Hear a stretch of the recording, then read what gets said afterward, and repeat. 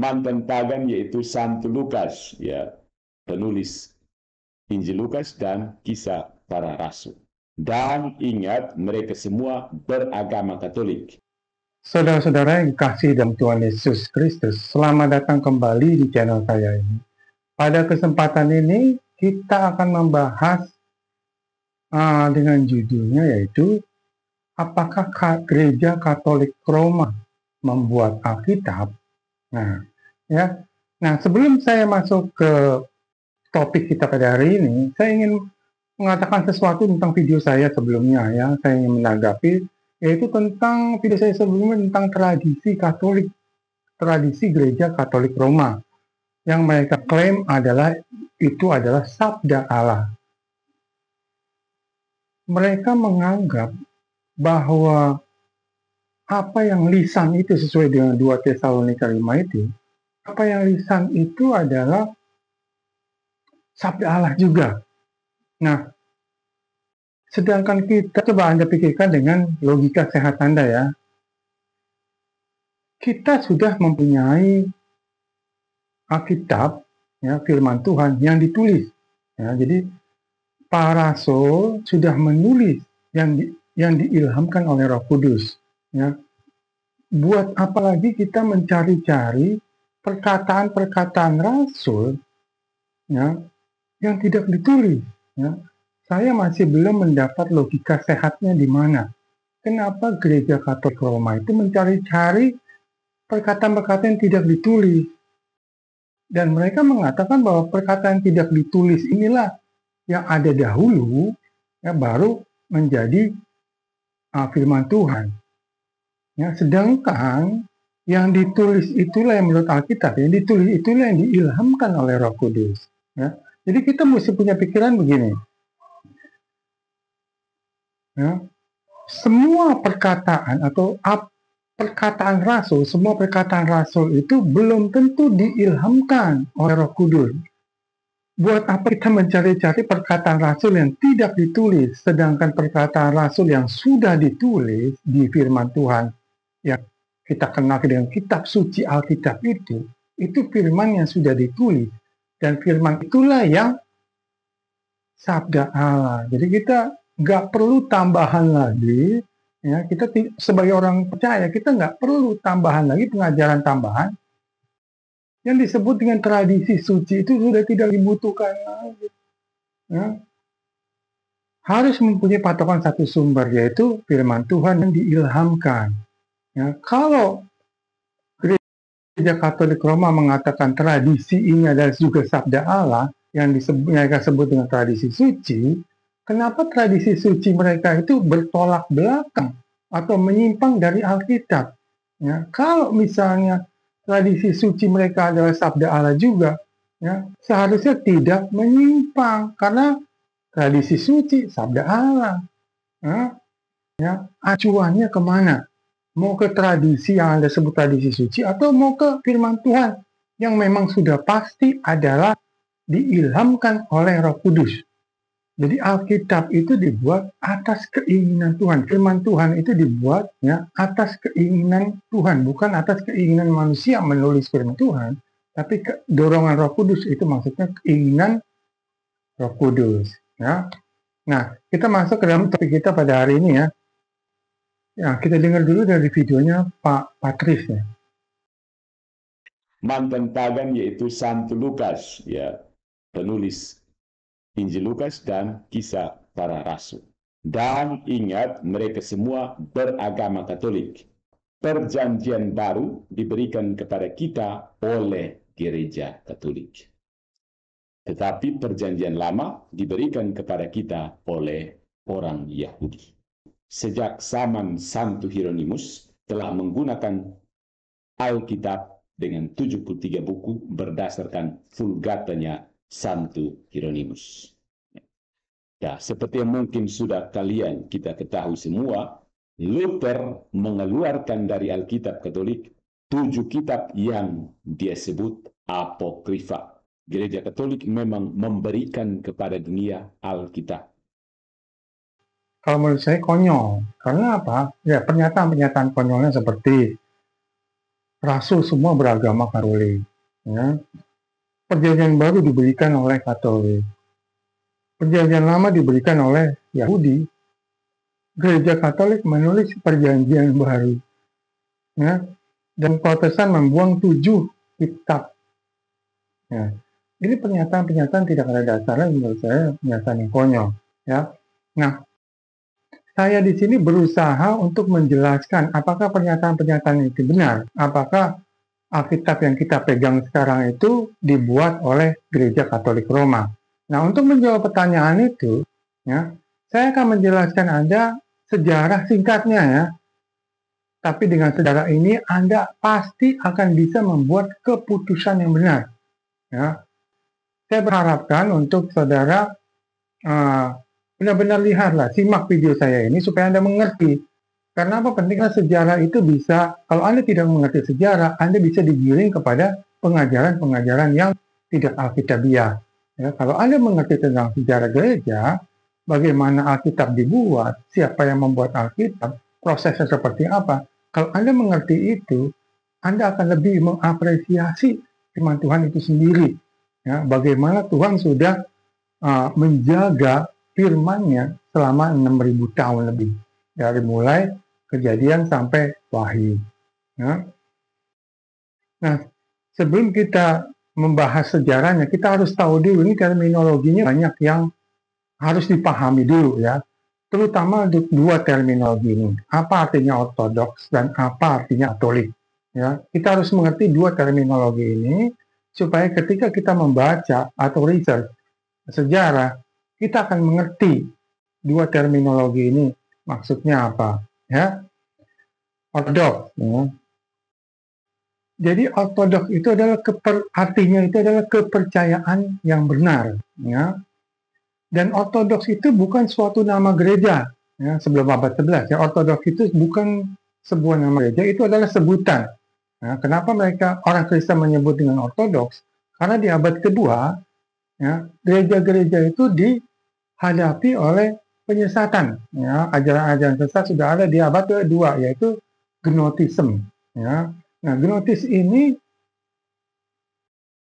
untuk menangkal ajaran-ajaran gnotis, gereja itu menyebut nama ortodoks adalah ajaran yang benar, di mana gnotis adalah ajaran yang sesat. Nah, itu untuk menyebut untuk membedakan pengajaran yang benar, yaitu ortodoks, pengajaran sesat, yaitu dalam hal ini abad kedua, gnotisme. Ya. Demikian juga dengan abad ketiga dan keempat. Ya, gereja juga dihadapi oleh ajaran sesat lagi, seperti ajaran Arius. Ya. Nah, untuk menyatakan Arius ajaran yang sesat, gereja menyatakan bahwa ajaran yang benar itu adalah ajaran sesuai dengan ortodoks, ya, yaitu kepercayaan yang benar. Ortodoks itu artinya tadi saya katakan kepercayaan yang benar. Jadi ortodoks itu sebelum abad ke-11 itu adalah sebutan aja, bukan nama gereja. Ya. Jadi ketika Anda membaca buku sejarah, dikatakan di situ ortodoks, itu bukan sebuah gereja. Ya. Nah, sekarang Katolik, apa artinya Katolik? Ya. Jadi sebelum abad ke-11 juga, ya, kata Katolik atau Katolikos itu artinya universal, umum. Jadi sebelum abad ke-11, semua gereja Kristen, ya, itu disebut Katolik. Ya. Jadi gereja-gereja seperti gereja kan ada 5, ya, gereja besar pada zaman mulai abad kedua dan seterusnya. Ada 5, yaitu gereja Alexandria, gereja Roma, gereja Antiok, gereja Konstantinopel, dan gereja Yerusalem. Ya. Ada 5 gereja, itu gereja besar.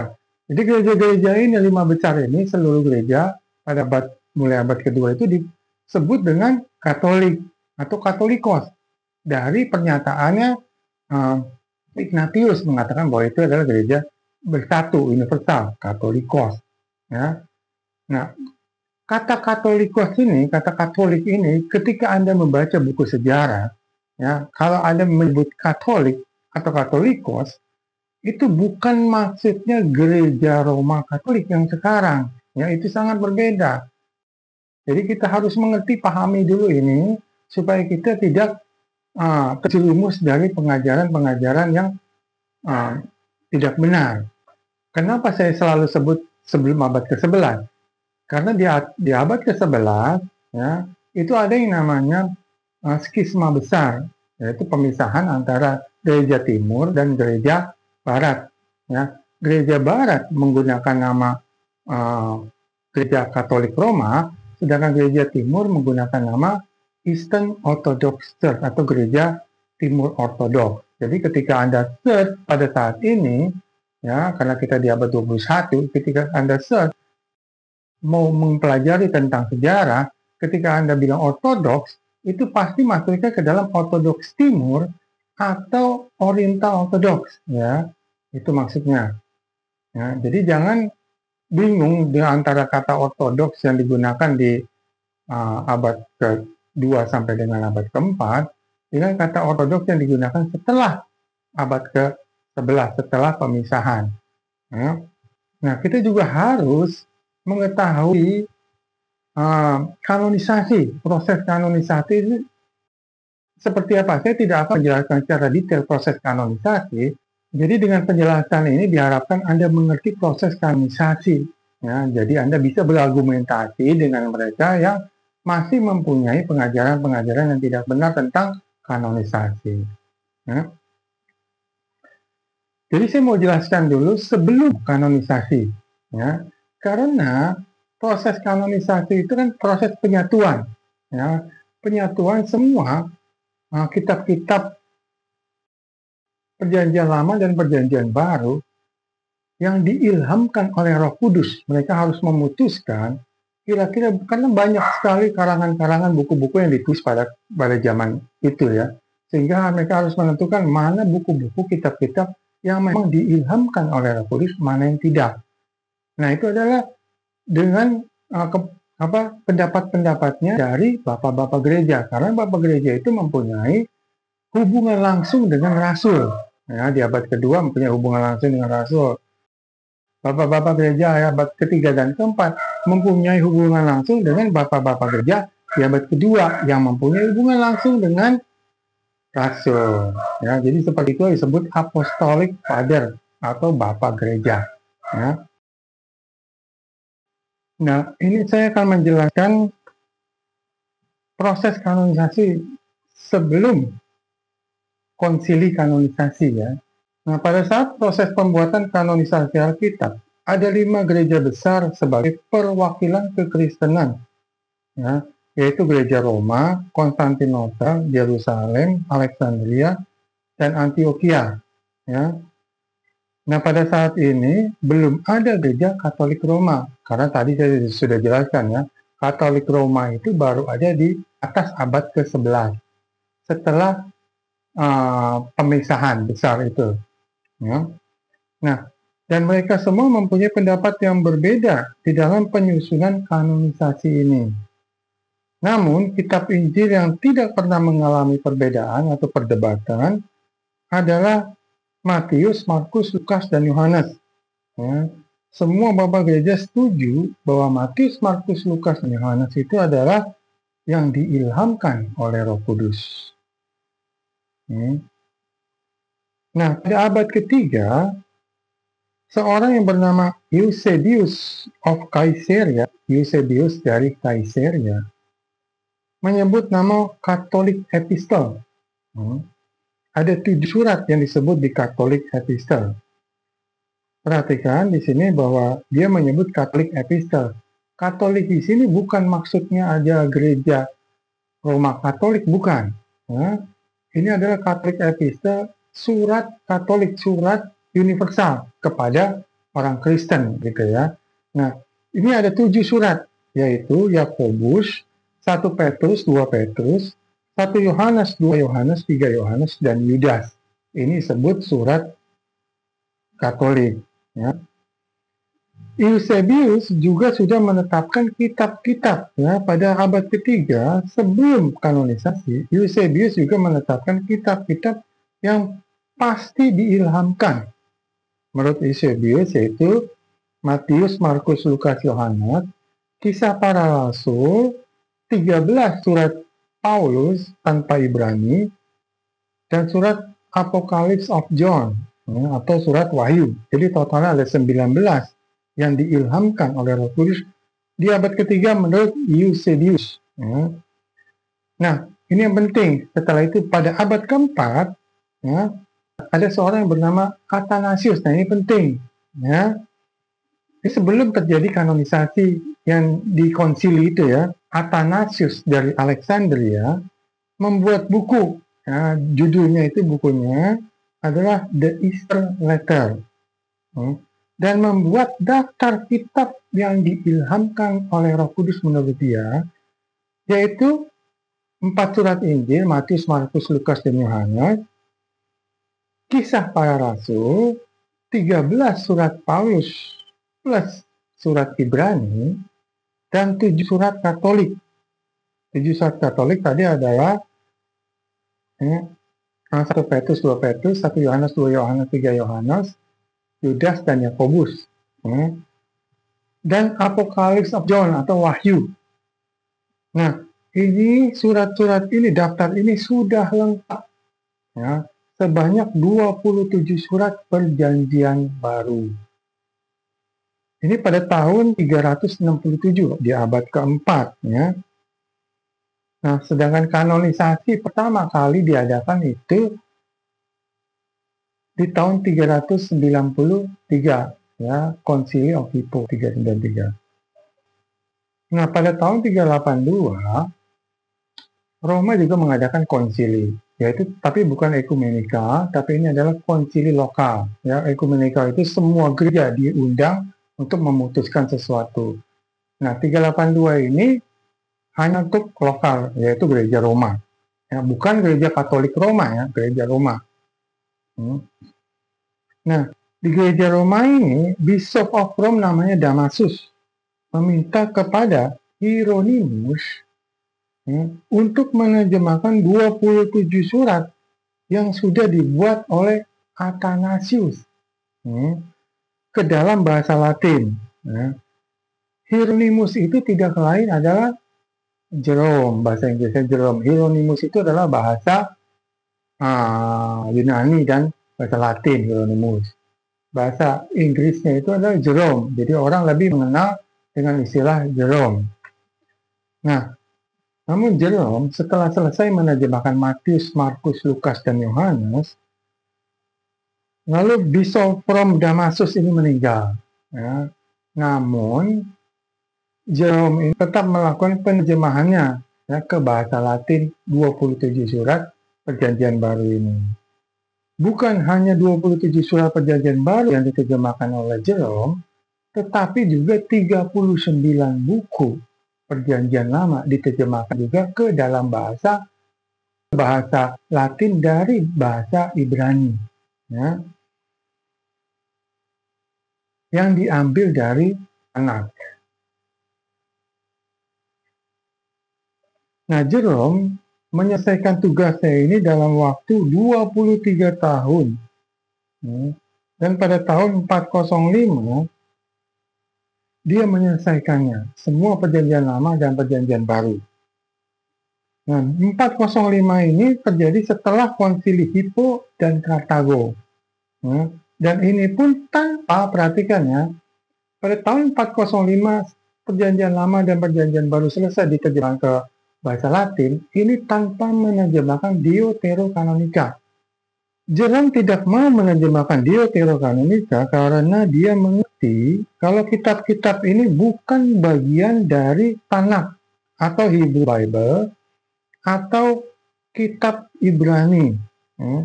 Namun karena tekanan dari gereja, akhirnya dia menerjemahkan 2 buku saja, yaitu Tobit dan Judith yang berbahasa Aramaik. Ya. Dengan bantuan scholar dari Yahudi, dia akan menerjemahkan 2 kitab ini, yaitu 2 kitab Deuterokanonika. Sisanya diambil dari Vetus Latina. Ya. Vetus Latina itu adalah terjemahan bahasa Latin lama. Ya. Bishop of Damasus ini tahu bahwa Vetus Latina itu banyak mengandung kesalahan penerjemahan. Deuterokanonika adalah fakta sejarah ya, yang terjadi 200 tahun setelah Perjanjian Lama selesai ditulis dari Kejadian sampai Maliaki, selesai ditulis itu tahun 400 sebelum Masehi. Jadi 200 tahun kemudian setelah Perjanjian Lama atau Tanakh ini atau Mikra ini atau Hebrew Bible selesai ditulis, 200 tahun kemudian baru terjadi kitab-kitab sejarah, ya, kejadian-kejadian yang ada di Deuterokanonika ini. Karena Deuterokanonika ini ada cita-cita pahlawan Israel. Ini adalah fakta sejarah, ya. Buku-bukunya bagus dan penting. Jadi pahlawan Israel seperti Judith, Tobit, Maccabee itu kan pahlawan Israel, ya, dalam memperjuangkan membela negaranya. Namun tulisan ini tidak diilhamkan oleh Roh Kudus.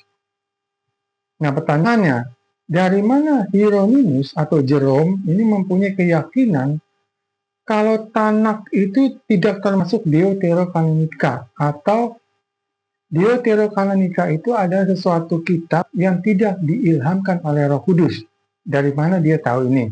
Ya, tentunya dari bapak-bapak gereja sebelumnya, ya, yang mengatakan yang sama bahwa Deuterokanonika tidak diilhamkan oleh Roh Kudus. Nah, siapa saja yang mengatakan kalau Deuterokanonika ini tidak diilhamkan oleh Roh Kudus? Nah, kita harus kembali sampai kepada di abad pertama, bahkan sebelum abad pertama, yaitu orang yang bernama Philo of Alexandria.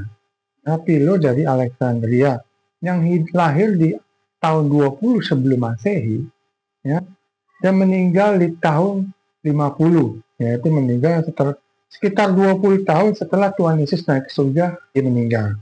Namanya Philo of Alexandria. Dia adalah filsuf Yahudi. Dia menggunakan Tanakh yang berbahasa Ibrani, ya, Hebrew Bible, dan Septuaginta yang berbahasa Yunani, ya. Namun dia tidak pernah menyebut kitab-kitab Deuterokanonika. Jadi dia tidak pernah menyebut kitab Tobit, Judith, Baruk, dan lain sebagainya, Maccabee. Nah, kemudian masih di abad pertama ada juga filsuf Yahudi yang bernama Josephus, ya, lahir di tahun 37. Ya, sekitar 7 tahun setelah Tuhan Yesus naik ke surga. Nah, filsuf Yahudi ini, Josephus, menolak keberadaan Deuterokanonika sebagai bagian dari kitab yang diilhamkan, yaitu Tanakh atau Hebrew Bible. Nah, dari fakta sejarah ini, informasi yang baru saya jelaskan ini, kita bisa ambil kesimpulan bahwa Deuterokanonika ditambahkan ke dalam Septuaginta kemungkinan antara tahun 50 sampai 100. Ya, karena pada sampai tahun 50 ada seorang filsuf Yahudi yang tidak pernah dengar tentang Deuterokanonika. Berarti ditambahkan setelah itu. Nah, kesimpulan ini juga bisa dibuktikan. Di Alkitab juga mengatakan di kitab Matius, yaitu pasal yang ke-7 ayat yang 12, ya. Selama pelayanan Tuhan Yesus itu sering menyebut kata Taurat, ya. Bukan hanya kata Taurat yang sering disebut, tetapi juga kitab para nabi. Segala sesuatu yang kamu kehendaki supaya orang perbuat kepadamu, perbuatlah demikian juga kepada mereka. Perhatikan ya, itulah isi seluruh hukum Taurat dan kitab para nabi. Ya. Seluruh hukum Taurat ini kalau dalam bahasa Inggris terjemahkan Mosaic Law. Mosaic Law itu adalah hukum Musa. Ya, hukum Musa itu 5 Pentatuk yang ditulis oleh Musa. Kejadian, Keluaran, Imamat, Bilangan, Ulangan. Itu Pentatuk, hukum Musa. Ya, itu yang disebut dengan Taurat. Dan kitab para nabi. Kitab para nabi itu kitab yang ditulis oleh nabi-nabi. Ya, seperti Yesaya, Yeremia, Hosea, Yoel, sampai Maliaki. Ya, itu adalah kitab para nabi. Tetapi dalam seluruh perjanjian baru, ya, baik Tuhan Yesus maupun Rasul, tidak pernah menyebut kitab-kitab Deuterokanonika. Padahal mereka sudah menggunakan Septuaginta, karena Septuaginta pada saat itu sudah ada yang berbahasa Yunani.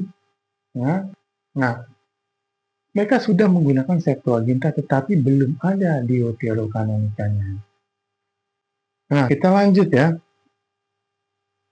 Setelah Josephus masuk di abad kedua, Melito of Sardis. Nah, ini adalah orang percaya pertama yang membuat daftar kitab-kitab Perjanjian Lama yang ditetapkan sebagai kitab yang diilhamkan oleh Roh Kudus. Yang daftarnya itu sama dengan kitab-kitab yang ada di Tanakh. Dia juga tidak pernah, perhatikan, dia juga tidak pernah menambahkan Deuterokanonika ke dalam kitab yang diilhamkan oleh Roh Kudus. Ya, di abad kedua, Melito of Sardis. Nah, di abad kedua dan ketiga, Anda pasti pernah dengar juga yang namanya Origen. Ini adalah Bapak Gereja. Dia juga membuat daftar dari buku-buku Perjanjian Lama yang diilhamkan oleh Roh Kudus, ya, yang berisi kitab-kitab yang sama dengan Tanakh. Hanya penempatannya, pembagiannya saja yang berbeda. Ya. Kitab Perjanjian Lama, Tanakh itu terdiri dari 39. Ya. Kalau di Tanakh itu tidak 39 ya, karena pembagiannya berbeda, ada yang disatukan sama mereka. Nah, kemudian ini penting di abad keempat ya. Perhatikan, tadi saya sudah menjelaskan tentang seorang yang bernama Athanasius ya. Jadi Athanasius itu bukan hanya membuat daftar Perjanjian Baru sebanyak 27, Athanasius juga membuat daftar Perjanjian Lama, kitab-kitab yang diilhamkan oleh Roh Kudus. Ya. Dan kitab-kitab ini sama dengan kitab yang ada di Tanakh. Tanakh itu adalah kitab orang Yahudi ya, yang isinya adalah Torah, kitab Musa, Nehim dan Ketuvim itu adalah kitab para nabi. Nah, dia juga, perhatikan, Athanasius juga menolak keberadaan Deuterokanonika karena tidak ada di Tanakh.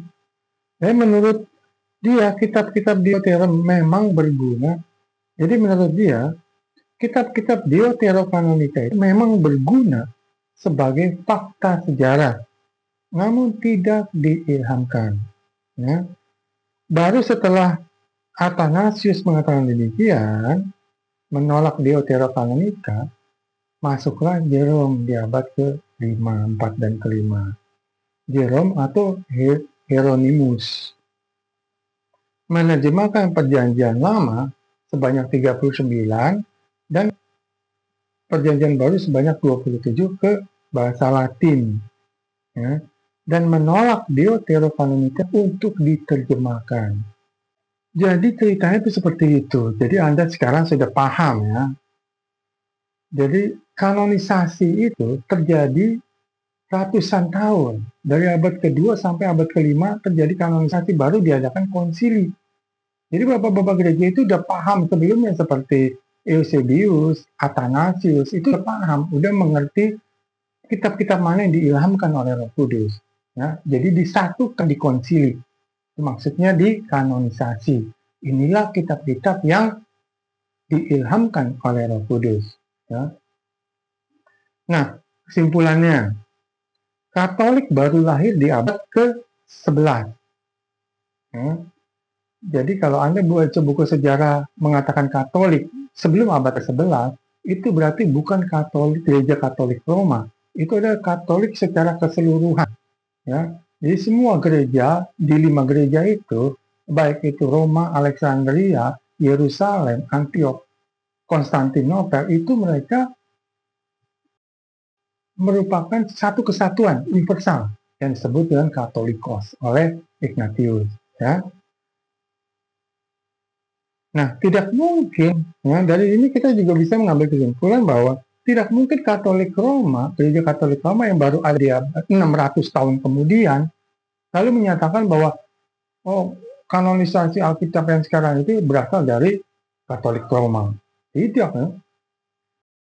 Deuterokanonika itu kan artinya yang kedua. Ya. Jadi yang kedua itu tidak diilhamkan oleh Roh Kudus. Kalau orang Protestan menyebutnya itu apokrifa, diragukan atau tambahan. Jadi memang bukan diilhamkan oleh Roh Kudus. seharusnya Deuterokanonika ini tidak ada di Alkitab orang Kristen. Protestan itu mempunyai keputusannya sendiri mengenai kanonisasi ini, ya, seperti di pertemuan yang disebut dengan Westminster Convention. Ya.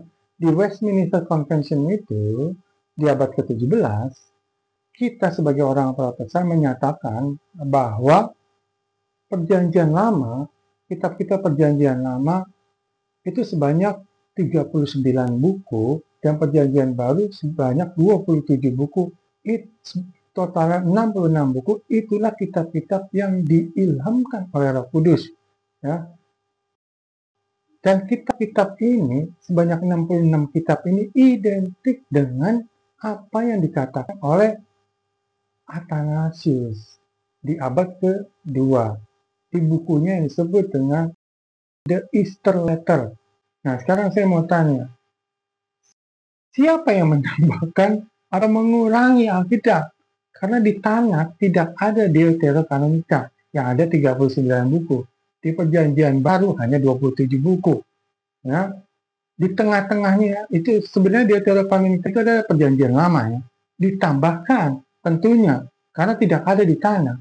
Nah, saya harap Anda mengerti dengan sejarah yang singkat ini, supaya Anda paling tidak bisa berargumentasi dengan mereka yang masih di dalam pengajaran sejarah yang masih kacau balau, ya, masih menyesatkan, sehingga Anda bisa mengajarkan juga kepada mereka bahwa kebenarannya itu seperti ini loh, Pak.